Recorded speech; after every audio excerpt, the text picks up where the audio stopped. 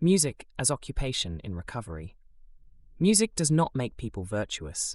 It occupies them in a particular and demanding way. Learning an instrument engages the brain fully, not briefly or passively, but across extended arcs of time. It requires simultaneous attention, physical coordination, memory, listening, and emotional regulation. Few other activities demand this degree of integrated engagement without external reward. The significance is practical rather than moral.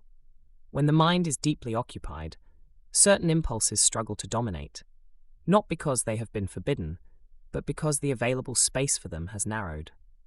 A learner working carefully with sound practices delay, tolerance of difficulty, and sustained effort without framing the activity as self-improvement. Pride arises not from comparison with others, but from concrete evidence. A note that was once unreachable now speaks. A phrase that once collapsed now holds its shape. Determination and discipline appear as side effects of this process, rather than as rules imposed from outside. The Maré music continuum does not prescribe restraint. It creates conditions in which restraint becomes less necessary. There is no sermon and no promise of transcendence, only a quiet shift in the internal economy of attention. Time once spent dispersing focus becomes time spent shaping something tangible. The reward is not virtue, but coherence, and coherence is stabilizing. This is why long-term instrumental learning exerts a powerful regulatory effect. It offers the nervous system a repeatable experience of effort that leads somewhere, not immediately, not perfectly, but reliably. Vices often flourish where time feels empty or hostile. Music fills time without numbing it. The emotional space that opens is not elevated in any sentimental sense. It is simply inhabited. For many learners, that habitation is enough.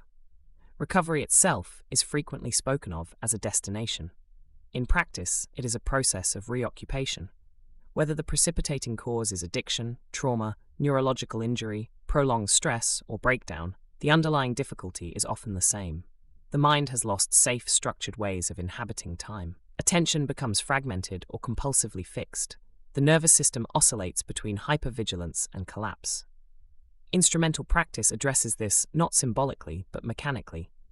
It occupies multiple systems at once: motor control, auditory processing, working memory, prediction, and emotional regulation, repeatedly, voluntarily, and without the demand for immediate external reward. This combination is rare and consequential. Recovery does not require constant self-analysis. It requires reliable engagement. Music supplies a form of occupation that is neither escapist nor confrontational. The learner is not asked to relive trauma, justify progress, or articulate feeling.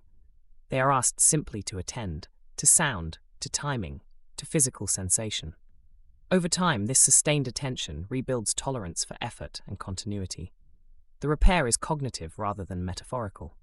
Regular instrumental work strengthens sequencing, error correction, delayed gratification, and the capacity to remain with a task. These are precisely the faculties that fracture under addiction, post-traumatic stress, and cognitive overload. Music does not heal them in a sentimental register. It exercises them back toward reliability. Importantly, none of this is framed in moral terms. There is no requirement to become better, purer, calmer, or enlightened. The learner is simply occupied in a manner that produces evidence of agency. A note improves. A passage stabilizes. The body remembers something it had forgotten it could do. In this way, music restores trust in process, an invaluable resource in recovery. The wider cultural context makes the point more urgent. AI-generated music and automated creative systems offer output without occupation. They replace engagement with consumption.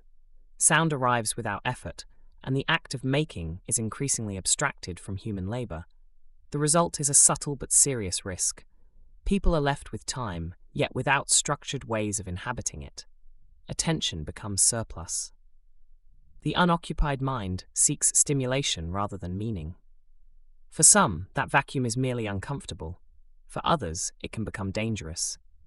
This is not an argument against technology.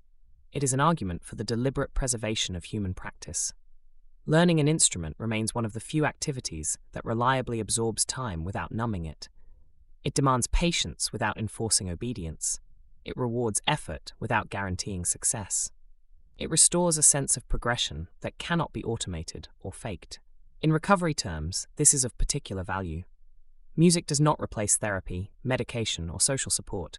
It does, however, offer something those resources cannot supply alone, a daily place for the recovering mind to go, with hands, ears, and attention aligned. The continuum does not present music as salvation. It presents it as occupation with dignity. In a culture increasingly defined by automated output and passive intake, the preservation of practices that genuinely occupy the human mind and body is not nostalgic. It is preventative. Read more at iServalan.com.